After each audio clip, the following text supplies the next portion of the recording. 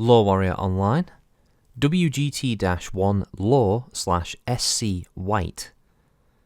Overview. Given a directive from the Coordinator to demonstrate to the universe the dragon is still strong, Luthien Armor Works was put into an untenable position. The loss of their primary factory during their battles on Luthien in early 3068 steeply reduced the company's ability to accomplish such a mandate. However, Lore knew that they couldn't shy away from such a critical aid in the defense of the Draconis Combine against the Blakist and Black Dragon assaults. While many outside the Combine might fail to grasp the significance of a single new light mech design against the awesome onslaught of the Jihad, symbols are a powerful weapon. Within the Japanese-centric culture of House Kurita especially, Lore's commitment to continue its duty and produce new war materiel after suffering such devastating losses would serve as one more beacon for the people of the Combine to rally around.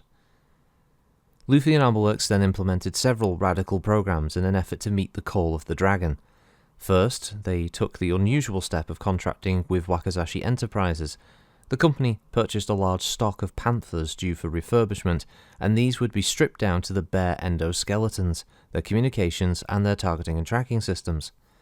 Next, they took a page from Alshane's joint venture with Irian Technologies in building the awesome 10km model and contracted with Starcore Industries. Starcore would provide much-needed capital to expand Luthien Armor Works' mobile factory concept, and in return Starcore would receive shipments of the base design, including dual extended-range medium lasers in the left torso, but without the primary weaponry and armor, allowing Starcore to tailor it to their own market. A daring and innovative concept, the Wight has recently seen combat and appears to hold up to its initial specs, despite being designed by a committee. Capabilities. The Wight is built around one of the most tried and true chassis in the Combine, the Alshane 560 Carrier Endo Steel. This is the same as in the more recent 10K model of the Panther, a light mech that is a hallmark of Combine design and fills recon roles within every House Kuritan regiment. Using the cash influx from Starcore, LAW then utilized a slightly more expensive and daring new technology, a compact engine, in an effort here to increase its battlefield longevity. The diverse optics extended range medium lasers round out the core chassis that they shipped per contract to Starcore. To finalize the initial 1 LAW/Starcore model, Luthien Armor Works then mounted 5.5 ton of the newly developed heavy ferrofibrous armor, as well as giving it one of the most powerful punches mounted on a light mech with the inclusion of the newly fielded heavy particle projector cannon.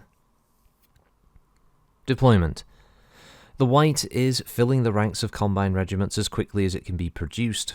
Unlike so many designs before it, such as the Akuma, the Nodachi, Hatamoto Chi, and others that were first deployed with House Kurita's more elite regiments, the Wight has been placed with those in the most desperate need of a mech, whether the elite of the Pillar of Steel or the Dregs. Strangely enough, though Starcore is known to be manufacturing the Wight in significant number, it cannot be verified whether any have been sold to date. Whether Starcore is selling to a hidden party, stockpiling the design for mass sale at a later date, or just building its own personal army, is unknown at this time. Variants. Though the Wight bears the Starcore manufacturer designation, Starcore engineers blasted the original configuration fielded by Luthien, citing low mobility for a light mech. The 2SC version mounts standard ferrofibrous armor, a snub-nosed PPC, and jump jets. They felt that the trade-off of firepower for enhanced mobility on a light mech was worth the design choice. In response to the scathing review of the standard model by Starcore, LAW apparently went overboard with a new variant currently in testing, which now switches to 5.5 ton of light ferrofibrous armor and trades the heavy PPC for a light PPC and improved jump jets. And while extremely mobile, only live fire testing of the second LAW variant will determine whether the significant loss of firepower and armor were worth it. Luthien Armor Works have also offered a C3 Slave model and a field refit kit for both, which replaces one of the medium lasers with the Slave. Rumours are now circulating of a 3 Starcore model in development by Starcore Industries that trades the jump jets for a plasma rifle. The rumours remain unsubstantiated at this time, though it's an obvious choice for Starcore if they wish to try and sell a new light mech to the Capellan market. So the Wight is a 35-ton light mech. Its chassis is the Alshane 560 carrier endo steel. Its power plant is the Omni 175 compact with a cruise speed of 54 kph and a max speed of 84. It's no jump capacity on the standard 1 model, but we know that the other has jump jets. Its armour is the new Samarkand Royal Heavy Ferrofibrous, and it has a single Lord's Light heavy particle projector cannon, gotta be one of the best names for a weapon, and 2 diverse optics extended range medium lasers. It's manufactured by Lufien Armorworks and Starcore Industries. The primary factory is the mobile factory for Lufien and Sonhua in Starcore. Communications is the Cypher Comcon SCU-4, and the targeting tracking is the more recent model of the Cat's Eye system, Mark V. A pretty reliable system by all accounts, though it's still relatively new at this point. There's very few people outside of the military-industrial complex who've been able to get their hands on it, been able to properly review it. But once we have it in the warehouse, we will definitely be taking a look at it. Me and the team will be pouring through it, giving all the usual tests. We'll be running it on this. We'll be seeing how much wattage it can use on an old rig for no particular reason, just because it's content.